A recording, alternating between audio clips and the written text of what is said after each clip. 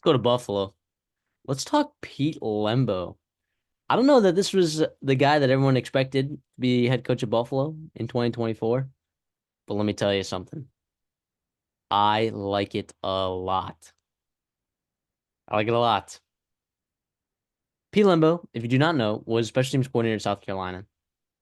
The last few years, South Carolina has had, by far, on average, probably the best special teams in the entire country, which can account for their overachieving in the last couple of years, except for this past year with their offensive line, which is abysmal. But their special teams is what's kept them in games. It's what won them the game against, well, I guess Clemson. They kind of did a good job dominating that game, but they made some big time special teams plays in that game. I mean, they were fantastic. And you know what? It doesn't stop there either. He was at Memphis as well before. I don't know. Little kicker by the name of Riley Patterson was there that Pete Lembo was coaching, an NFL talent from a G5 school. No big deal. Oh, Pete Lembo at Rice. Yeah, I just coached Jack Fox. Whatever. Another NFL talent, Massive especially. leg. You saw that in the playoff game the other day. That guy had a boot. Yeah, just no big deal. Another special teamer. And of course, South Carolina, Kai Kroger might be in the NFL, if not this year, next year. Probably this year, right? Is he going to draft this year or is he staying one more year? I have no idea. I guess he can. Because he can. Maryland, he had a good special teams with. And let's talk about fit in the MAC as well. He was the head coach at Ball State before he went over to Maryland, Rice, Memphis, South Carolina, special teams coordinators there. He did a really good job at Ball State, and I think people will forget that, and they will just remember the last couple of years, and they'll be like, "Oh, that stinks." Pete Lembo is the only coach since 1994, 1994. Let's say 94, to have a winning record after leaving Ball State. That's a tough program right there. And he won. Did he win 10 games there? 9 games? He had a big time season one year, and that does not happen very often. So credit to Pete Lembo there. I like this a lot. He was at Elon and Lehigh as well, coaching there. He did a good job both of those schools. I'm a huge fan of this hire because the number one thing you got to do when you are a lower tier program, and I mean lower tier in the sense you are not a Power Five program. You have to find either an innovative offense or you have to have just a great, well coached, disciplined team. Pete Lembo's not going to give you the innovative offense. All right. He's not going to do that for you, but he's going to have a disciplined, well conditioned, versatile, good team, a well coached team. That's what he's going to have. It's going to win you more games than it's going to lose you. Yeah, and you mentioned that offense.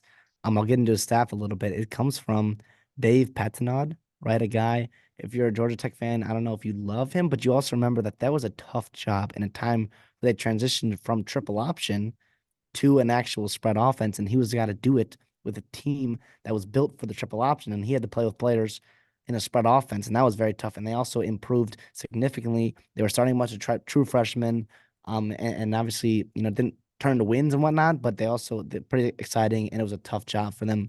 The past year, he was at Virginia being an analyst with none other than the Alex Colandrea. We love stud frisky player for Virginia. Yeah, I think it's really interesting hire there.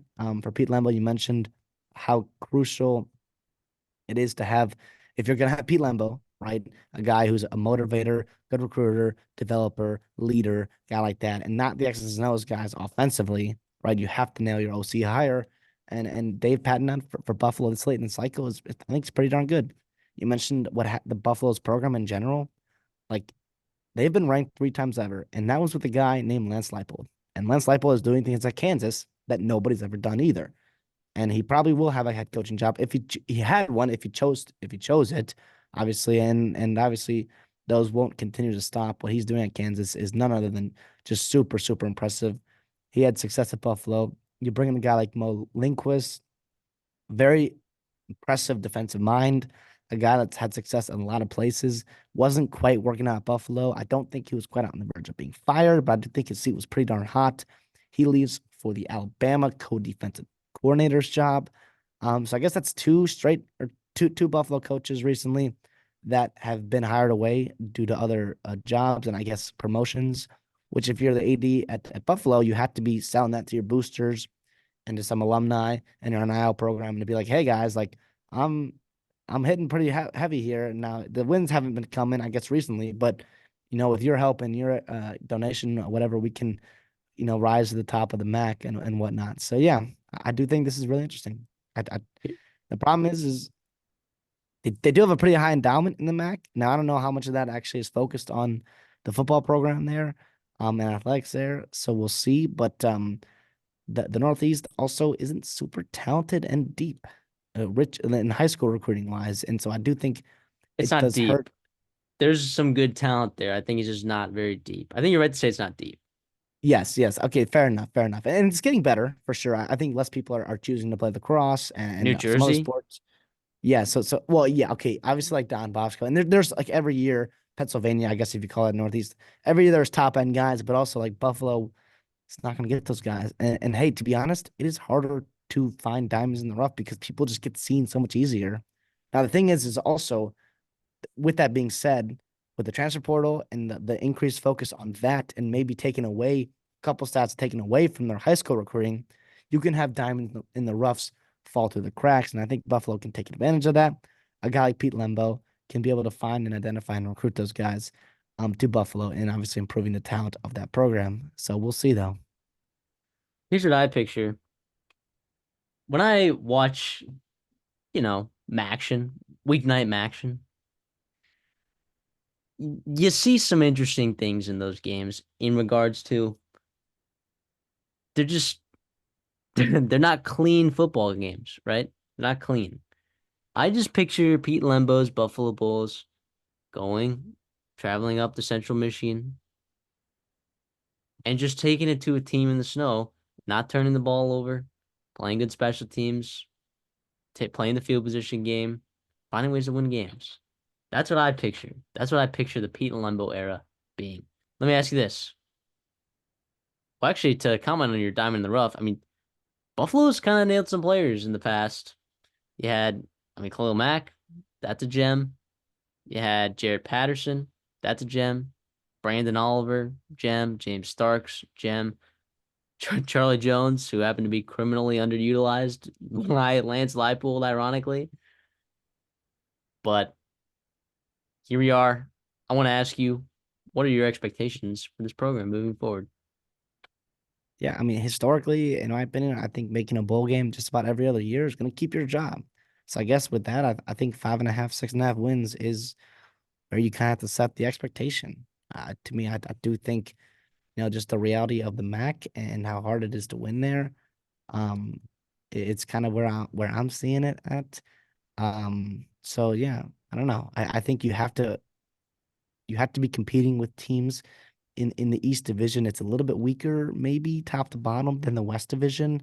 But also Miami and Ohio are pretty darn good, and Bowling Green's kind of cooking right now.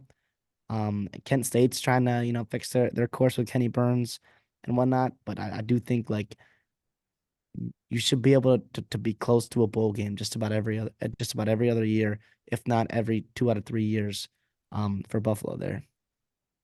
Yeah, I agree. I think that is the expectation. And I think Pete Lembo exceeds it.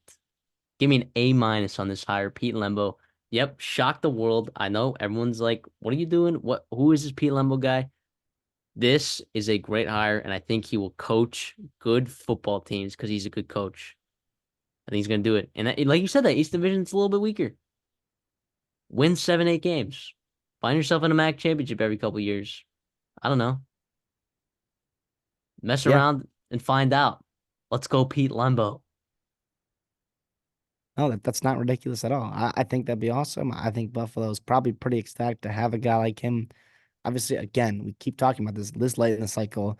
You didn't expect to be looking for a head coach in late January, but you are, and you found a guy that was. Yeah. And to me, what I look for when I see a coach or a player leave is like, okay, how do those players and fans like really feel about him, and like other coaches, right? Like on that staff, like how is the program? Is it getting worse by them leaving, right? And I think South Carolina is getting significantly worse by losing Pete Lembo, not only special teams wise, but culture wise and whatnot, recruiting. So I think you have to be excited about this for Buffalo. Yeah, I'm gonna go B plus here. I'm just hold my temper my expectations just a little bit. Even though I'm pretty darn excited about what he can do there in Buffalo and what they have done in the past, and maybe hit on another guy like Pete Lembo or like Lance Leipold. So yeah, I feel pretty good about it. He is a guy. How old is he? What is he? It's like 50, 56. 56. So I don't know how many more jobs he wants to be able to take. So it's also like, I guess 54. I guess if you hit on him, maybe you have him for a couple years until he rides off into the sunset, which I guess is a good thing for Buffalo.